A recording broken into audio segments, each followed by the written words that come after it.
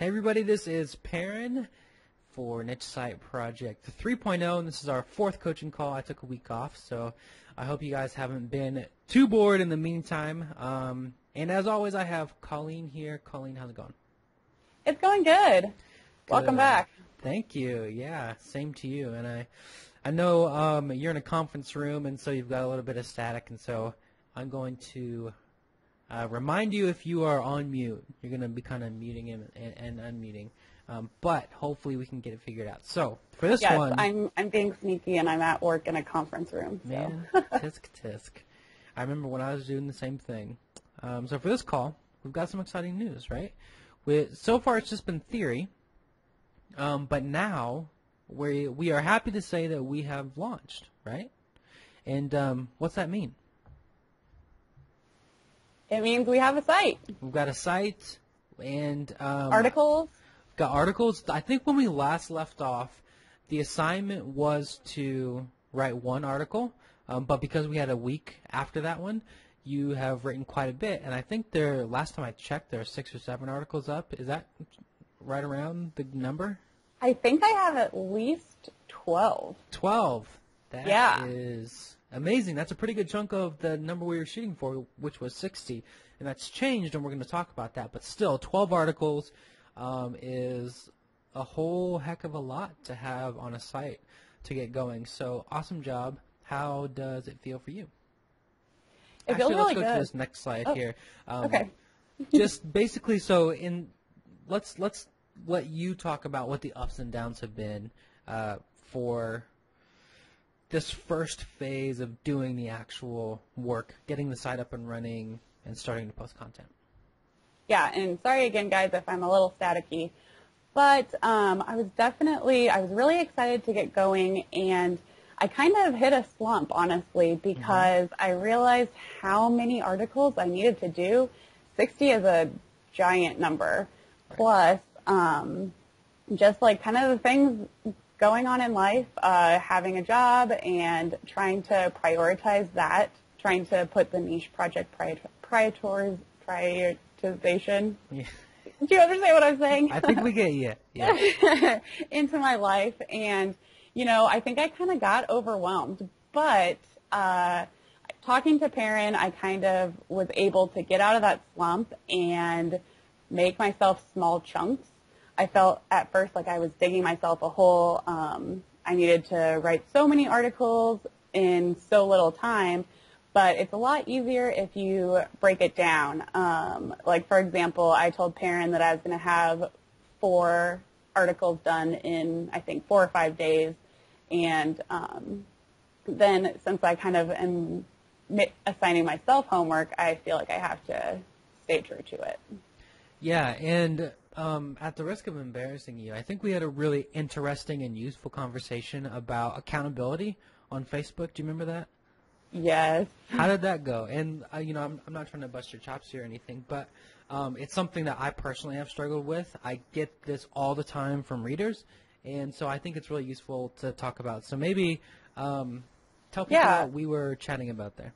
Yeah, so I kind of asked you to be my accountability person, and Perrin came back and said, I think that you have to have that drive to complete it. It can't be on me. You need to push yourself and motivate yourself to complete these 60 articles and really want this. And I mean, especially for myself, I'm planning to quit my job and I want to go all in on this. So it was kind of a turning point, I think, in the project for Perrin and I, just because I realized how I needed to get down to business, I guess.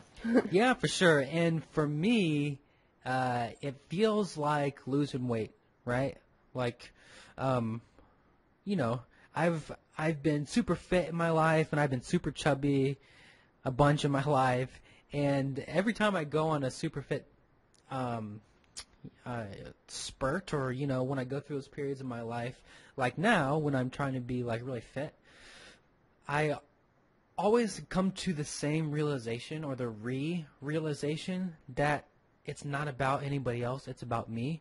I'm not going to hire any personal trainer good enough that's going to make me go to the gym every day, at the end of the day, it has to be about my decision and my goals. And I think that's a really important thing to realize when you're going out and trying to build an online business, is that it's your business and it's your life. And even though it can really be tough and demoralizing and painful and feel like a total slog through the mud, it's your business, and all of the awesome benefits that come with it after you execute are going to be yours.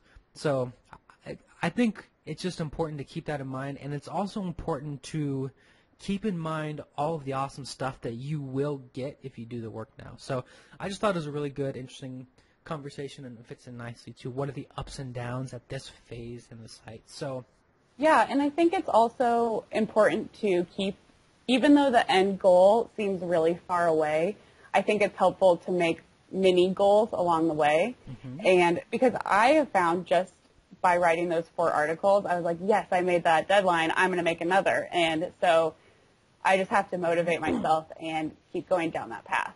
Yeah, and anybody who's been in the corporate world has heard of SMART goals, right? I'm sure.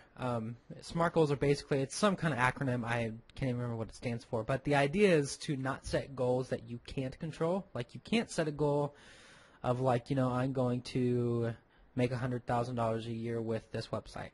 Because there are just too many things that you can't control. What you can control is, I'm going to post 4 articles this week.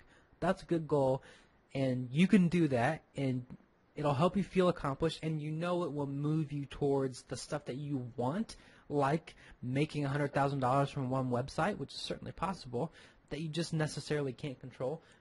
SMART goals are about controlling all the little parts of the process, so I think you did a really good job with that. Let's talk about, and you've touched on a few of them here, but let's talk about some tips and tricks that you found to meet those deadlines you were setting for yourself and to make the writing a little bit easier. So one thing that I've been doing is I take a ton of OneNote notes. So a lot of the articles that I'm writing, I'm actually learning about what I'm writing as I'm writing it. So I'm doing research and I'm finding out more information.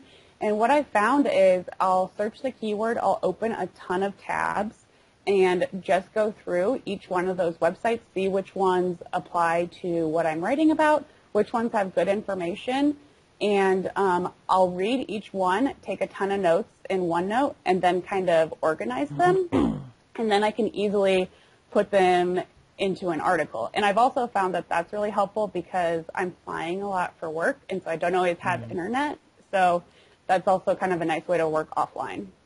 Yeah, and that's kind of an adaptation of a process we talked about privately, which I affectionately call the crazy tab process. And you can read about this in an article on Niche Pursuits.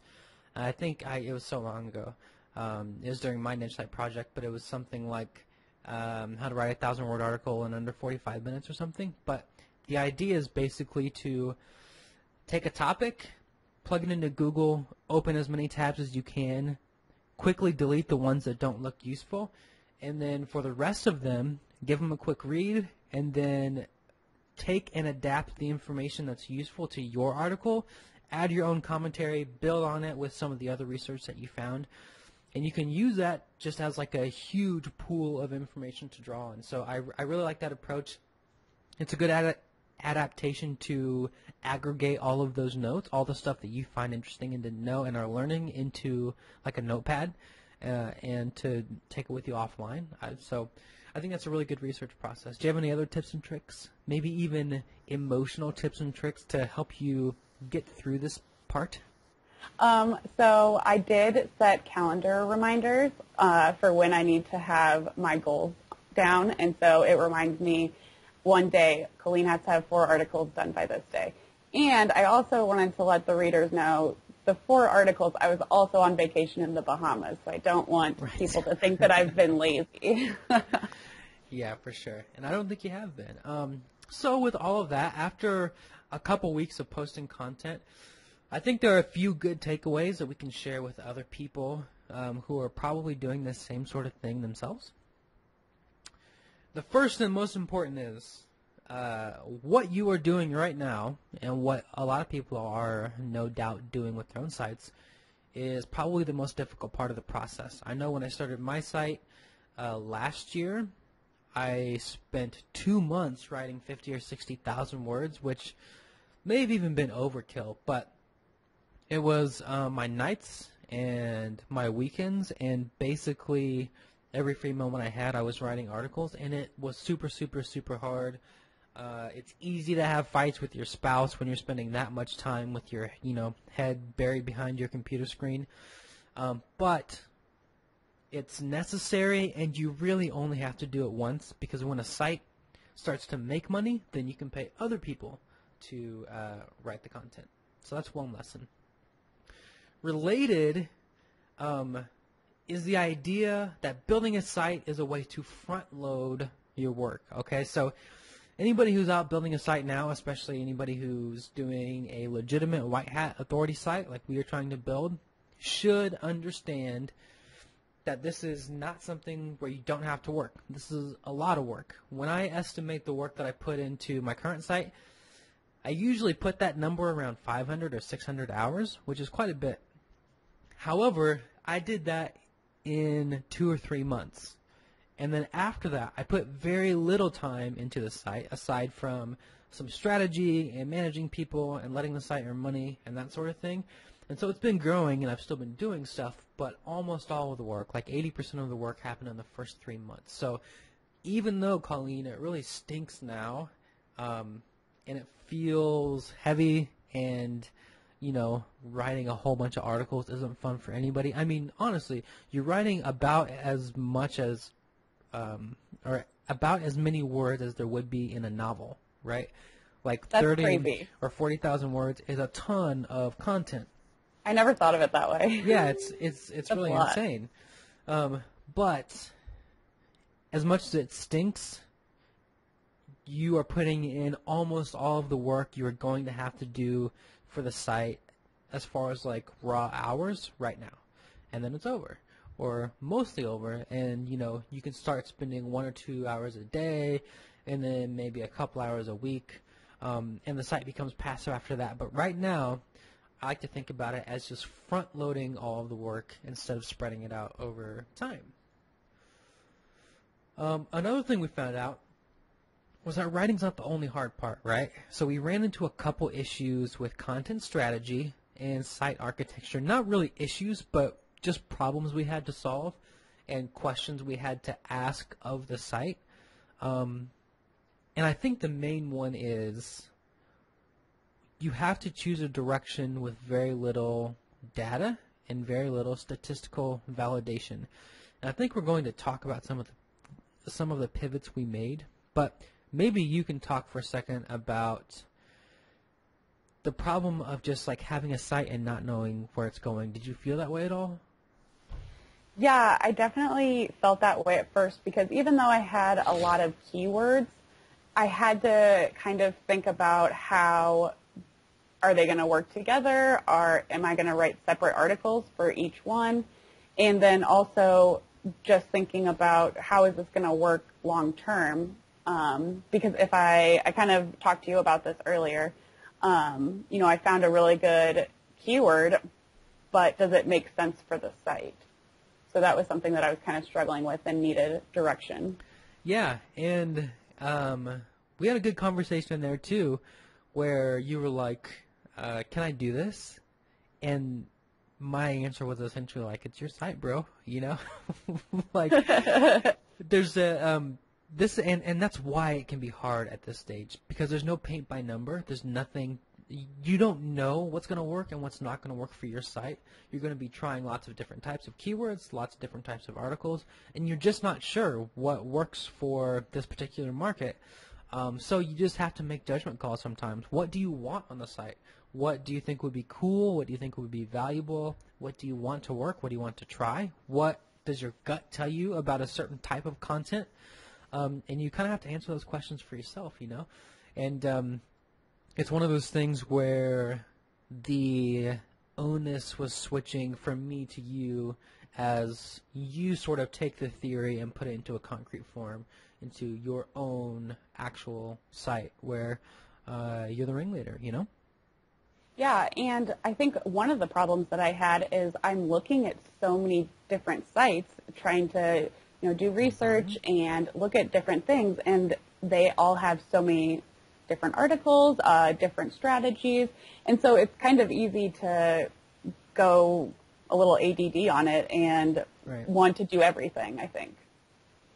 Yeah, and at this point maybe we are, but we also want to limit ourselves a little bit, which I think was part of the struggle there. But overall, I think we found some good solutions, and that's kind of what this next portion is about, is the adjustments we made from a couple weeks ago, and, our sort of lofty ambitions then and what we're doing now. So first adjustment we made was publishing, or we are going to publish fewer articles. So we were shooting for 60, and now I think we're going to shoot for about 40. So there were a few reasons behind this. First of all, writing stinks. Second of all, I don't think we necessarily need 60 articles to start. We really just want to get money coming in the door. We want to validate the ideas, and we want to see which types of content work the best so that we can scale those more. I don't think we need 60 articles to do that. I think we need 40 articles. We only need about 40 articles to do it. I launched A Penny Shaved with like 15 articles, and it was fine. So we want to make that move for those reasons, and also because we want to start doing marketing and promoting and link building sooner rather than later, because I feel like that's going to be the engine that really drives the site, right? So 40 articles instead of 60 was kind of my call, but it's based on sort of what I think is the most efficient process. Did you have something to say? I heard you kind of chiming in there. I was going to say the little engine that could. The little engine that could. Yeah. Our little batch of 40 articles. Yeah, but I think that 40, I do feel more comfortable with that. I don't know why 20 seems like so much more, but yeah. I mean, it just does, right? I think there's also a difference between a professional writer and someone who's not a professional writer. And I'm not trying to take you down a peg or anything, but writers are just used to pounding out words. So for me, 60 articles didn't feel like as tall of an order as it might for someone who isn't used to doing that every single day, day in and day out as their professional trade, which I did for like a decade. And I think I take that particular mutation for granted, like it becomes sort of a weird thing that a lot of professional writers are able to do, is just sit down and type for 5 hours straight. But it can be tough if you're not used to it. And even the less I do it, the less I really like to do that sort of thing. So I think it's important, and I think that your articles so far have been absolutely stellar. I think they're really great articles. But you have said that one of your biggest strengths is talking to people and communicating by email and making friends. And so we want to leverage that quicker. And that'll be through the next phase of the process. So we are going to do more of a minimum viable product approach and launch the site with about 40 articles instead of 60. We are also, and this is related, we're going to do 2 categories instead of 5 or 6, which is what we'd planned. Colleen, why are we doing that? Because then we can focus on specific categories and focus on all that link building on 2 categories instead of a wide variety. Plus, easier with articles, right? Yep, and I think it just felt to both of us like we weren't going to adequately cover lots of great content with 5 categories and 40 articles. We needed to niche down a little bit more. And these 2 particular categories could really probably be sites in themselves. They're very deep categories. We found lots of great keywords.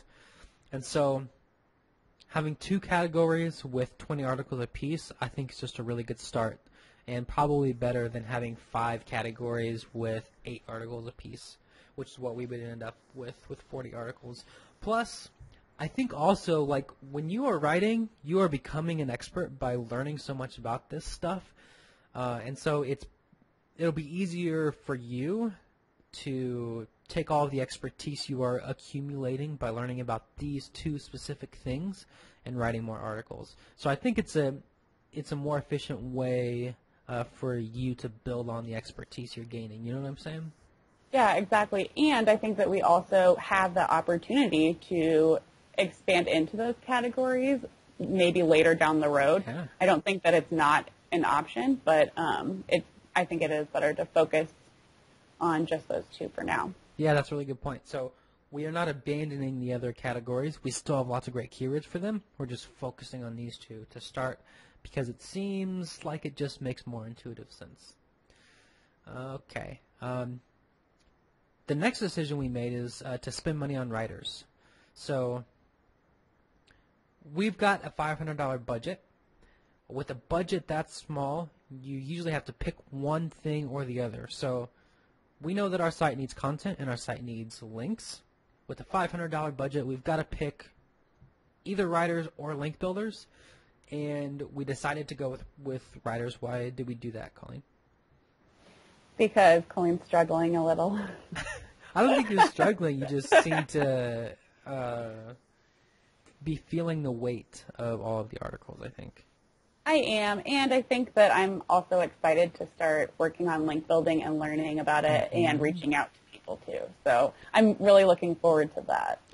Yeah, totally. And I think it's also a speed thing. So we want to get to that phase as soon as we possibly can. And by reducing the number of articles and hiring people, we can hopefully get there even sooner.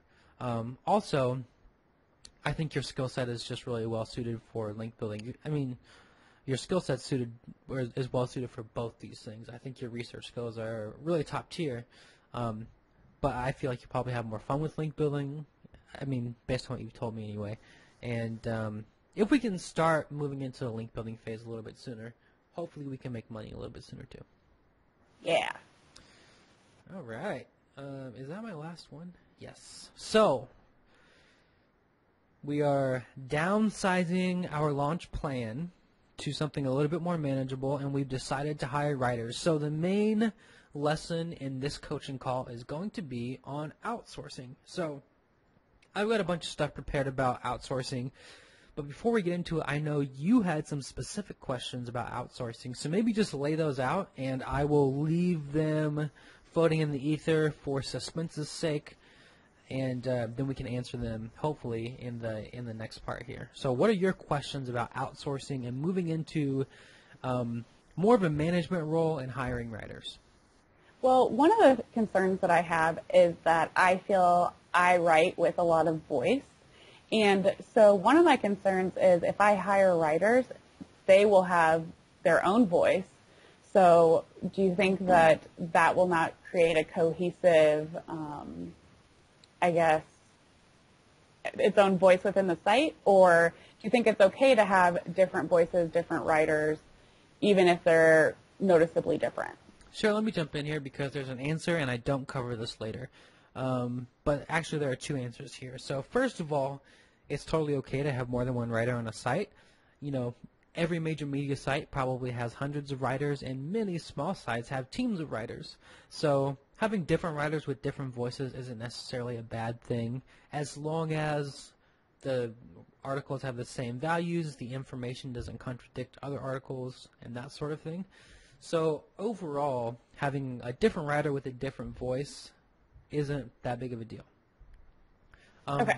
Also, however, what a lot of sites do, including some big sites like Health Ambition, which is Guile Breton's site, they will create a persona. So you might create a persona of a soccer mom who is learning the particular skill that your site is teaching, or maybe she's already an expert, and she's got the voice of somebody who does X, Y, and Z and prefers 1, 2, and 3. Whatever it is, you can pass that information along to the writer, saying, like, this is the persona you should be writing under, these are the types of things this person would say, and that sort of thing.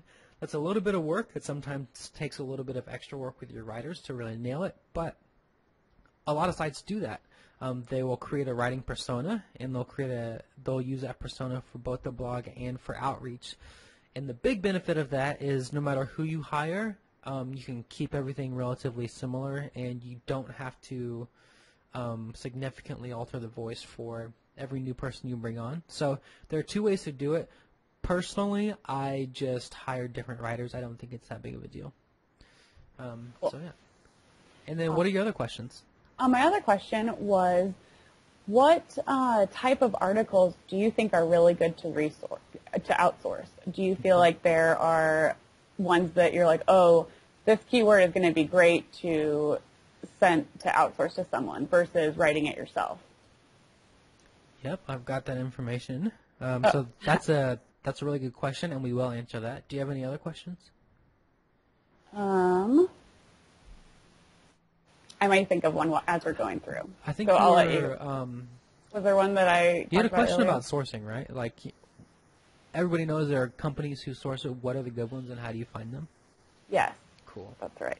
Good. So we've got a few to answer, and we definitely will cover those. So before we start getting into anything tactical, I want to set some expectations. Can you outsource all of it? Absolutely not. Or at least you shouldn't to begin with. This is your site. You have to know what's going on. If you just outsourced every single article without learning the subject material, which is what you are doing right now, Colleen, and without checking it or understanding what the audience needed, understanding what people were saying about the products, which is what you do by writing articles yourself, the quality is just not going to be good, right? So you have to understand your own site and your own content and your own audience before you can outsource it. This is a question I get a lot. Can you outsource everything? Technically, yes. Should you? Absolutely not. You have to do the first part of the work on your own site so that you understand it, right? And if you're not going to do it, you should have, and maybe you are running a business or you are working as an actual manager with a bigger budget, then you might want to hire a really good editor-in-chief who understands the content really well. But somebody has got to understand the site, the audience, and the content. And with a budget this small, it's almost always going to be you. So can you outsource everything? No. And I don't think you ever would do that, but I get that question a lot. So that's one expectation. I also want to set another expectation. You cannot buy a ton of content with $500, okay? And I don't think we're going to spend our own budget, but we're going to spend some of it.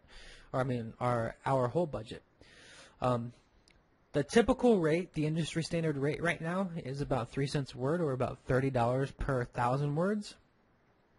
That's not a whole lot, right? So we're going to be pretty lucky if we get 15 articles for $500. I think that's pushing it. If we can maybe work out a discount or trade some services or something. So we can't buy a ton of content with $500. The question you might have then is it still worth it? I think it's a resounding yes, especially if you are feeling mentally drained with writing, which a lot of us get that way, or if speed is one of the important things for your site, and we have decided that for our site, speed is important. And also, just to hand off some of the workload so that you can focus on other stuff, and you can practice outsourcing.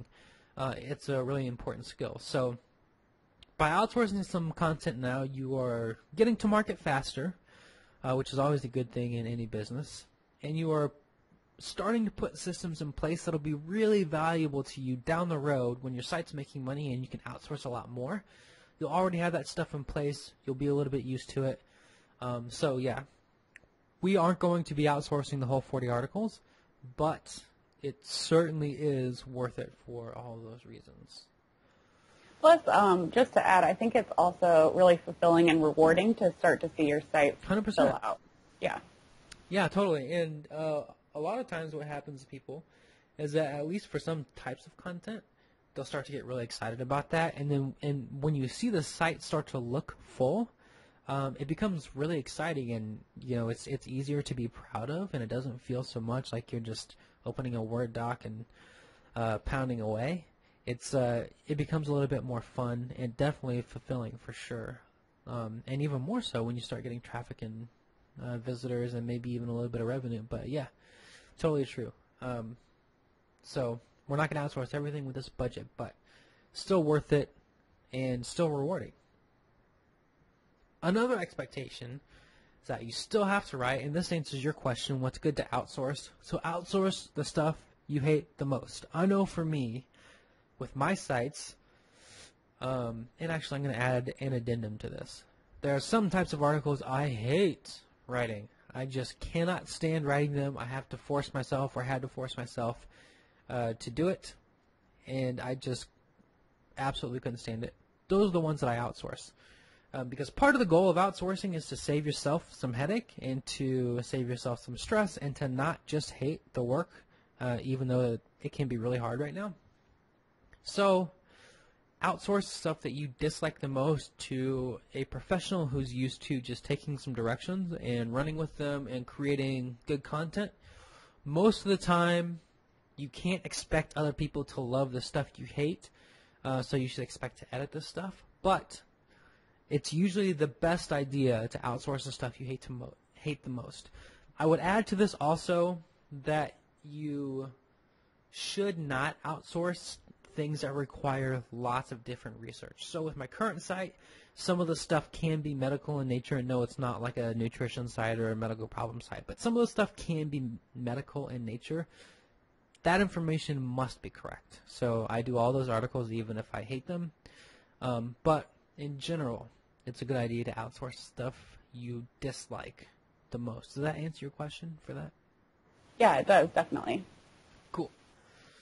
And then one last expectation, and I think this is really important. You are the editor, you are the Q&A department for your site, and you are the fact checker.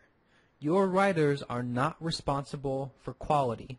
You want to pay good writers and give them, and you want to find writers who can write quality articles for you, but you are responsible for the quality of your site. So if an article needs editing, that's up to you. If the topic is boring, that's your fault. If you publish an article and there's a backlash, it is your responsibility. And I think that's really important because a lot of people tend to just hand keywords off to writers and post whatever they get back.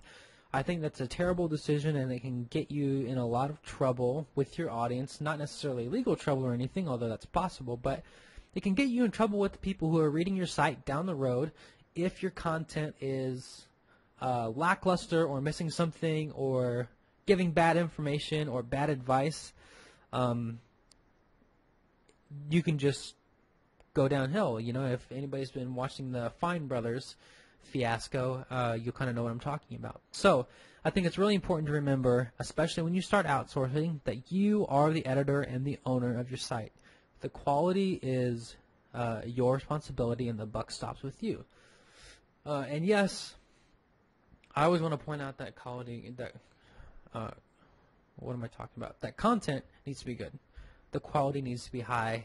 It doesn't need to be just unique. It's got to be good stuff. You want people to read it and click on stuff. In order to do that, it has to be good. And getting content that is good, even if you're outsourcing it, is up to you. That make sense? Yep, it does. All right, so let's move to some tactical stuff. How do you actually do it? The first thing is to pick a good source. I want to quickly run through some of the options for outsourcing content and talk about some of the pros and cons.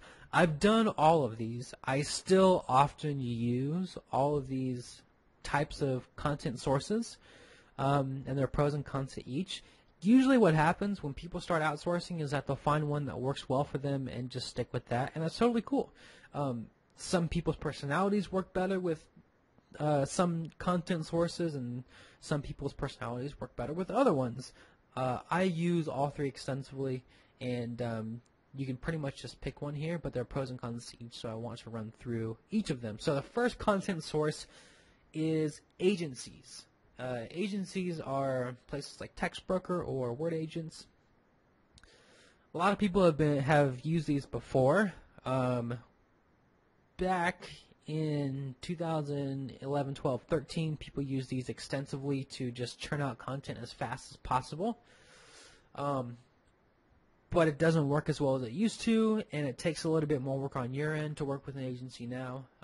But it can still be really useful, and from my personal site, agencies are probably the one that I use the most, which some of you might be laughing at because I used to say, don't use agencies at all. You're never going to get good content. You should always hire other types of writers. But I do use agencies now because there are a couple key pros. First of all, it's fast. Agencies are going to deliver content probably the fastest of anybody, and you don't have to baby them. Usually you don't have to baby them because you can probably find some good project managers, especially at top-tier agencies. A top-tier agency like Longer Days will have really, really good, extremely professional career project managers who will take care of everything for you. You'll never have to talk to a writer, and it saves a ton of time with editing and figuring out processes and hiring and all that stuff. So somewhere like Longer Days is a really good example of what you can get if you're willing to spend a lot of money. We won't, of course, but it can be a huge perk. You can get lots of revisions. Agencies don't have feelings. You're not going to offend them if you ask for a bunch of revisions or changes, or if you tell them you need to tweak something moving forward. That's one of the things they do best, and they will usually only have to be told once because they tend to document everything. So that's a big plus. Plus, probably the biggest benefit here is large batches.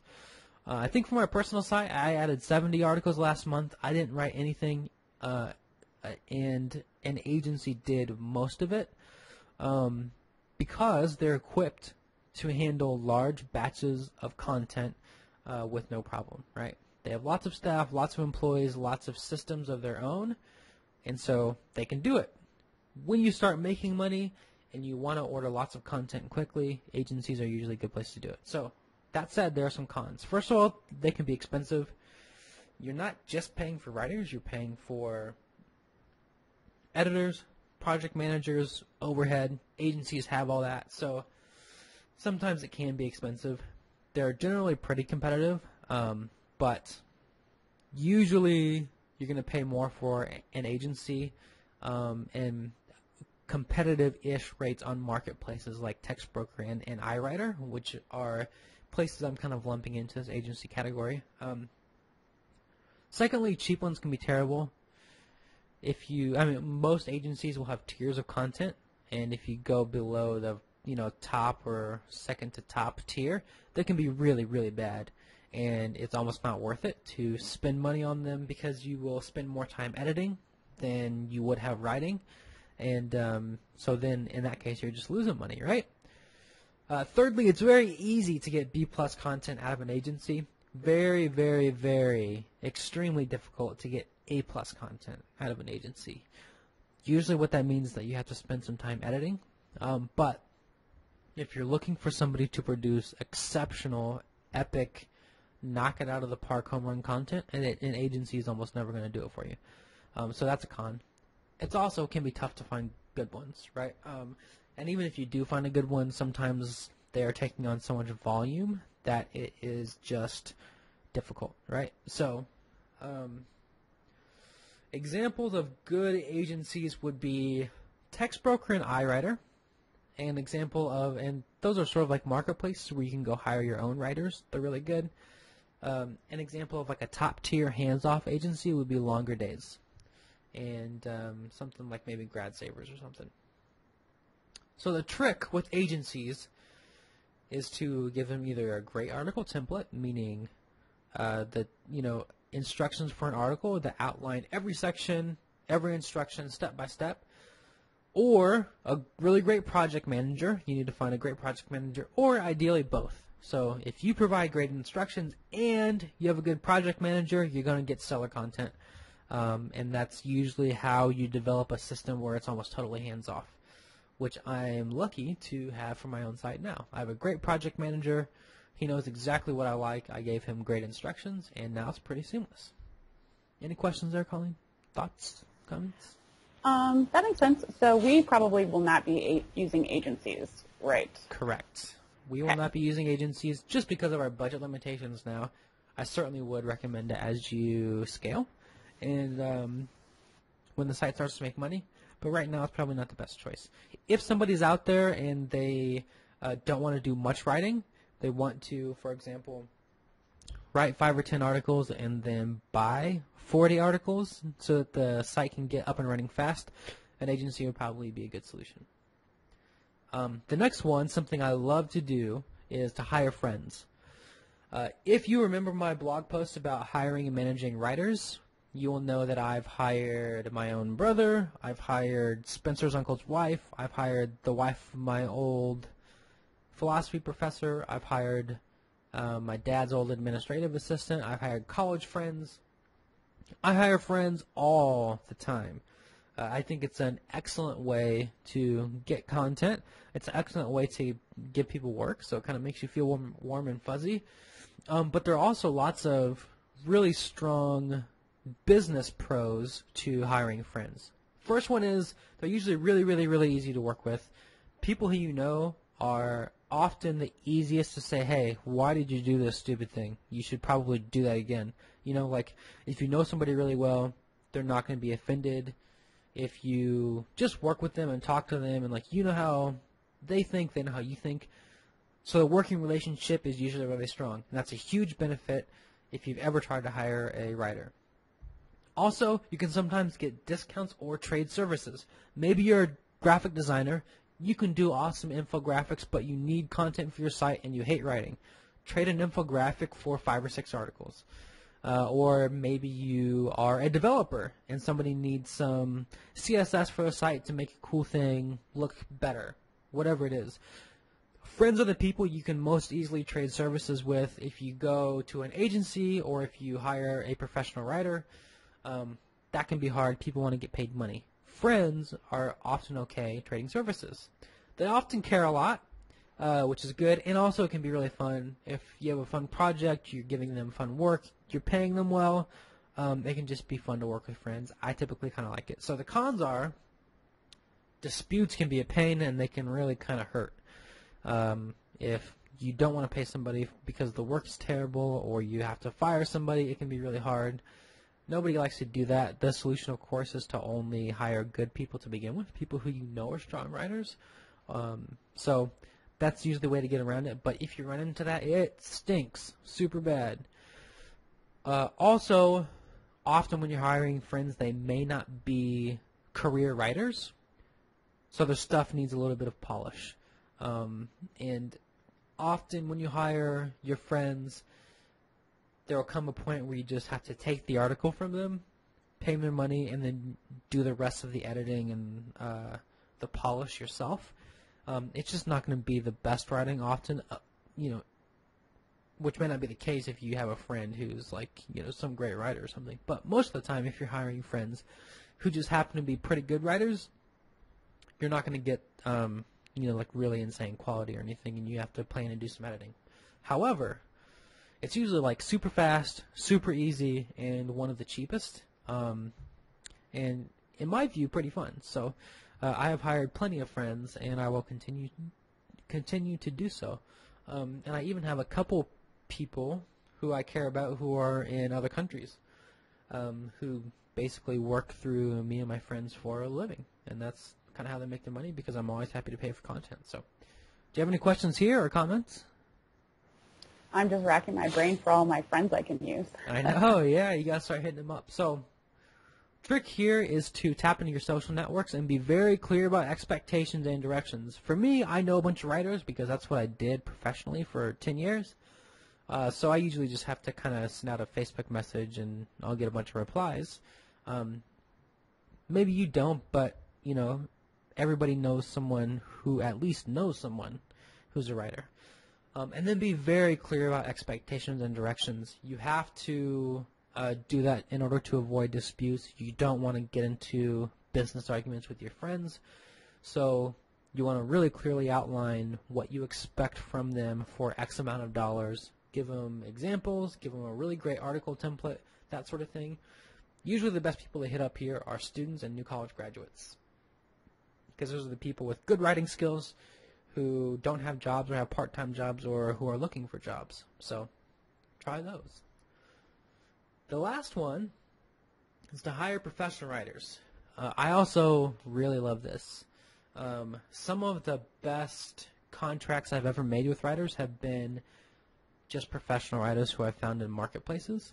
When I say professional writers, I mean people on pro blogger forums, on the Reddit for Hire network, on Upwork and Elance, people who are writing as a trade. These people have a really pretty huge upside. Firstly, it's usually the best quality. Out of all of the options, the individual professional writers will usually have the highest skill set. So if you want A+ writing, this is probably your best bet if you're not going to do it yourself. They're usually extremely good at understanding directions and writing excellent first drafts because this is their trade. They are used to working directly with clients, so they're used to being their own project manager. They hate doing revisions, and so most of the time, one of their primary skills is creating an excellent first draft. And usually, with the people I hire, I have to edit them very little because their first drafts are so good. Thirdly, if you treat them well, they will hit home runs for you over and over and over again. I have one writer in particular. After we nailed down the process, I gave him bonuses. I gave him lots of compliments, told him how much I appreciated him, gave him excellent reviews on Upwork so that he could get more work from people. And he hits home runs for me every single time he writes. So having a great relationship with a seasoned professional writer can be one of the biggest assets to your business, especially if you're going to give them consistent work. So that's a major upside. With the people who write for my site, I really just give them keywords at this point, and they send me back amazing articles, and that's the ideal situation. Lastly, it's usually the quickest and easiest way to automate. So with a seasoned professional writer, you can train them to do exactly what you want. In many cases, you can even train them to post on WordPress. And because it's a single person, because they're usually so professional, because they know exactly what you want and you have trained them, you have to do very little work. So very little editing. Sometimes you don't even have to post the content. They can do it all themselves. And if you pay them and treat them well, they will do it great work all the time. So very easy way to automate. It's a quick way to automate. It's not as scalable as, say, using an agency, but it's still really awesome. So the cons, if you hire a professional writer, bad ones can be a massive pain. I have many times paid for work that I didn't use just because I didn't want to keep dealing with a terrible person. So they're out there. Sometimes they can be tricky about showing you portfolios that aren't theirs and that sort of thing. So it can be tough to hire. And if you find a bad one, they're a pain, and you will probably lose some money. They're often the most expensive, and rightly so. And even if there are cheap writers out there, but if you're going to do this, it's worth it to pay a little bit more. So maybe instead of 3 cents a word, you might pay 4 cents a word, which I often do. But for that quality, you're going to pay a little bit more. There are lots of bad ones out there, like I said, and there are just inherent or problems with marketplaces like Upwork and ProBlogger, which is going to be like lots of spam, lots of fake people. Sometimes there are problems with escrow and that sort of thing. So there are just inherent problems with the places you will need to go to find these people. But in my opinion, the upside usually outweighs the cons for these. So, do you have any questions about this, Colleen? Yeah. How many bad writers do you feel like you went through before you finally found the one that you work great with? Not many. So usually what I'll do when I hire these is I will have one test article, and I'm basically planning to invest in the hiring process here. So I'll hire 3 or 4 people to write a test article, and I will pay them all to write the same article. So maybe it's 1,000 words, and I'll pay them each $40. So maybe $120 just to find a good one, and then I will take the best one. And if you're looking at everybody's portfolio, talking to them a little bit, seeing some of the other stuff that they've written, it's usually pretty easy to figure out who's probably good. And then if you have 3 of those, odds are you're going to land on at least one. So I didn't make up this process. John Haver talks about it a lot, but just testing out 3 with a sample project and telling them that if they do well, you have a lot more work for them, will usually find, or will help you find at least one good one. That person may not be your golden pony or whatever, but you can at least find a good writer that way. And if you do that a few times, hopefully you can find 1 or 2 writers that you really enjoy working with. And when you do that, it can be super fun. Cool. So the trick here is to pay more for better writers, provide excellent article templates, offer long contracts if you can. I wrote about this in my article about managing writers. Writers love long contracts, even if it's lower money, because they love consistent money, because freelance writers just don't get consistent money a lot of the time. Also, writers are emotional people a lot of the time, so a little bit of flattery, lots of smiley emojis, honestly, really lots of emojis and exclamation points goes a really long way towards your working relationship with these So folks. what you're saying, Perrin, is that since you're a writer, I need to be flattering you more and sending you more emojis. 100%. I need to step up my emoji game. Oh, yeah, 100%. And actually, it's really funny. When I'm looking back at the chat logs for the writer that I like to work with, just the sheer number of smiley faces is absurd, because we both do that, because I think we both understand writers, So, yeah, it can be a little bit ridiculous, but writers tend to kind of live and die on words of affirmation. So just saying good job, smiley face, even if you're going to give them criticism in the next line, goes a long way. And you'll get a lot better work for it. So if you haven't been paying attention, I want to draw your attention to the common denominator here, which is article templates. You need amazing article templates. Oftentimes, because you are creating the content for your site, you have to come up with your own. But if you have amazing article templates, it will save you and your writers, whether they're your friends, an agency, or a career writer, so much work in the long run, and the writers will love you for it, right?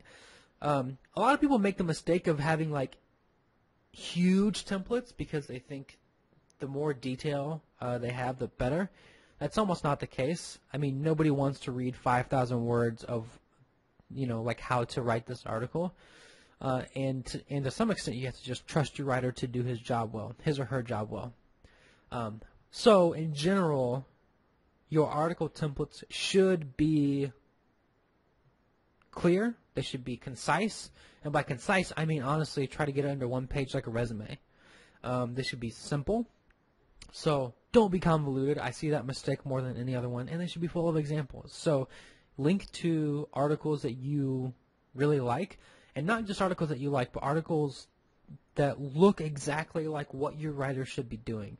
Also give them examples of finished Word documents. So say, here's what the finished project is on a website for reference. Here's a Word doc, and I want you to make yours look exactly like this.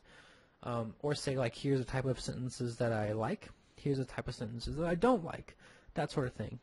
See if you can fit all that on one page. Sometimes you go a little bit over. That's fine. It's not a hard and fast rule. But clear, concise, simple, full of examples is the key. You have any questions about that? No, I think I'm good. Cool. And Colleen, we will work together on some of the templates for your site. And we'll probably come up with some good ones. So you tell me, Colleen, after hearing about all of those options for outsourcing, knowing that you want to outsource but have not hired somebody yet, what do you think is your preliminary plan? You don't have to have a hard and fast plan right now, but what do you think you will like the most, or what sounds like the best idea? Well, I think that I need to figure out what I hate the most first. So as soon as I figure out what I hate the most, then I can try to outsource it. But I really like the idea of using friends to do some of that. And plus, I was also thinking while you were talking, for my site, I know some people that, may have studied it or know a lot about my topic. Yep. And so I'm kind of thinking, maybe I could hire them or, take them to dinner and get some of their thoughts on stuff too. Totally. So I'm definitely brainstorming. For sure. And that's honestly what I usually do first, is hire a few friends to help. It's like, building a house. You want to, or like moving. Oh, are you still there? Yeah. Oh, sorry, I was on mute. Yeah. I thought I really thought you were gonna mess up the mute button first, but it turns out I did. Oh. You thought I was gonna mess it up. What I was saying though was that that's usually what I do first, is I hire friends, and it's kind of like moving, right? Like nobody likes moving, so everybody always kind of pitches in to help each other move. You can kind of treat your site the same way. Just say, hey guys, I need a little bit of help. What can I do for you? You want to go to dinner? You want to have a pizza party? Do you need some of my services? Or, what kind of money would it take for you to write this article? You tell me, because we're friends. So I think it's a really good way to work on a site and outsource content if you're in kind of bootstrap mode, which we are. So I think that's a really good first choice, and then we will probably talk about it more and report back. Hopefully we can outsource at least a couple articles this week and then see how it goes and talk about it a little bit more next week. Awesome. So maybe I should get start working on an article template for you. That would be the assignment, yeah. Yeah. I didn't write this, but I will show you some of my article templates, and then you can write your own article template. And I think the assignment will be to outsource maybe 4 or 5 articles, to hire one of your friends or whoever else you want to. Maybe it's an agency, maybe it's a professional writer, but to outsource 4 or 5 articles and see if we can get them published on the site. Plus, we definitely want you to still be writing, even though you probably won't write as much this week because you'll be trying to hire people. We definitely want you to outsource, or I'm sorry, not outsource, but to produce some content yourself. So hopefully by this time next week, we can maybe even be getting close to like 20 articles on the site, which could be cool. Yeah, that'd be awesome. All right. Well, do you have any thoughts or any other questions before we sign off? No, I think I'm good. I'm ready to get going. Cool. Thanks, Perrin.